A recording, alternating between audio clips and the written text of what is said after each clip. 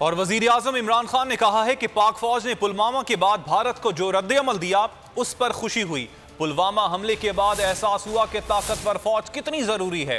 पुलवामा में अल्लाह ताला ने हमें बड़ी कामयाबी दी।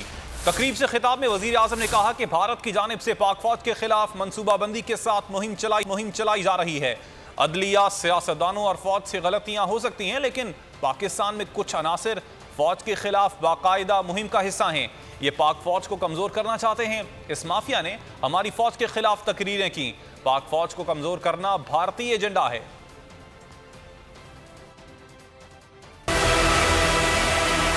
मैंने वैल्यू किया अपनी फौज को जब वो पुलवामा हुआ कि हमें एक कॉन्फिडेंस था, इसलिए हम दिलेरी से उनको कह सकते थे, नरेंद्र मोदी को, कि अगर तुमने कुछ किया तो हम तुम्हें वापस जवाब देंगे।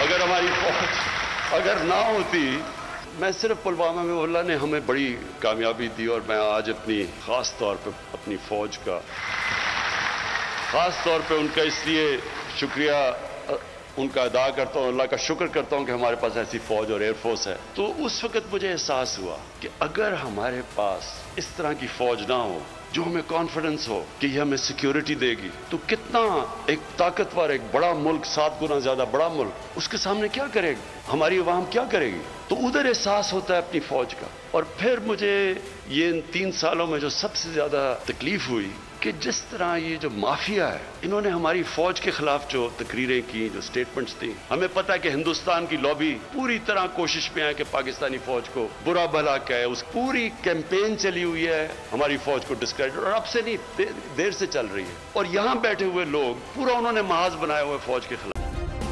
सब्सक्राइब करें और बेल दबाएं ताकि कोई खबर रह न जाए।